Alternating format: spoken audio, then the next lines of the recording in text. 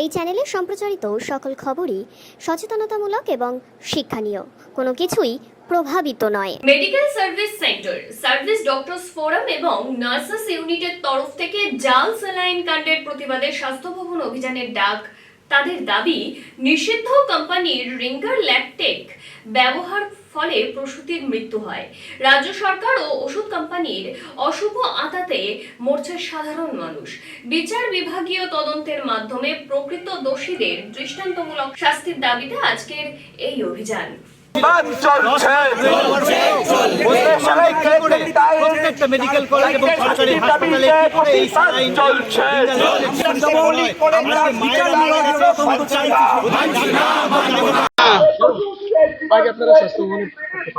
মেদিনীপুরে প্রসূতির যে মৃত্যু, সেই মৃত্যুর জন্য আমরা আজকে বিক্ষোভ দেখাতে এসেছি স্বাস্থ্য ভবনে। আমরা বিচার বিভাগীয় তদন্ত চাইছি।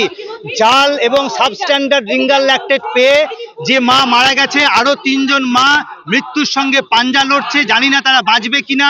এর আগেও লাস্ট 2 বছর ধরে বহু মা প্রসূতি মা তারা এই রিঙ্গার ল্যাকটেট পেয়ে মারা গেছে, সেগুলো সব চাপা দেওয়ার চেষ্টা করেছে। আজকে মেদিনীপুরের ঘটনায় এটা বেরিয়ে এসেছে। আমরা বিচার বিভাগে তদন্ত করে অবিলম্বে স্বাস্থ্যমন্ত্রক, স্বাস্থ্য সচিব কারা যুক্ত এই পশ্চিমবঙ্গ ফার্মাসিউটিক্যাল লিমিটেড যারা এই ধরনের ওষুধ বিক্রি করছে, তাদেরকে প্রশ্রয় সরকার কি করে দিল এটা আমরা জানতে চাই। যেখানে কর্ণাটকে গত মার্চ মাসে এই কোম্পানিকে ব্ল্যাকলিস্ট করে দেওয়া হয়েছে, সেখানে ইউজ করা বন্ধ হয়ে গেছে। 10 মাস বাদেও কি করে পশ্চিমবঙ্গ একই জাল রিঙ্গার ল্যাকটেট মানুষ পেল, মানুষ মারা গেল, সেটা আমরা আজকে উত্তর জানতে চাই। আমরা বিচার বিভাগে তদন্ত চাই, আমরা কোনো সিআইডি সিবিআই তদন্ত আমরা চাই না।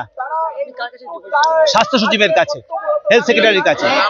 আমি ডক্টর বিপ্লব চন্দ্র, মেডিকেল সার্ভিস সেন্টার রাজ্য সম্পাদক।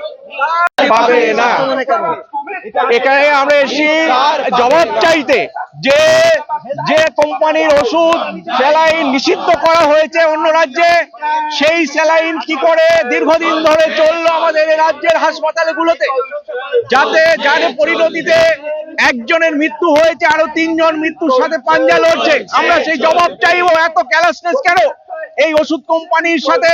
তাদের কি এমন নেক্সাস রয়েছে যে সে জাল ওষুধ, লো কোয়ালিটির ওষুধ এখানে চলতে থাকবে? মানুষের জীবন নিয়ে, মানুষের মৃত্যু নিয়ে আজকে ছেলে খেলা চলছে। তার জবাব চাইতে হবে, আমরা এখানে এসেছি, জবাব দিতে হবে তার।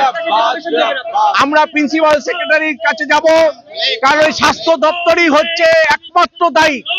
এই স্বাস্থ্য দপ্তরের গাফিলতি, এবং আমরা বলবো যে এই সব জালি ওষুধ কোম্পানির সাথে তাদের যে যোগসাজশ, যে টাকার কাটমানি, তার লেনদেনের ফলেই এই ধরনের ঘটনা ঘটতে পেরেছে। তার জবাব আজকে দিতে হবে। আমি ডাক্তার সজল বিশ্বাস, সার্ভিস ডক্টরস ফোরামের সাধারণ সম্পাদক।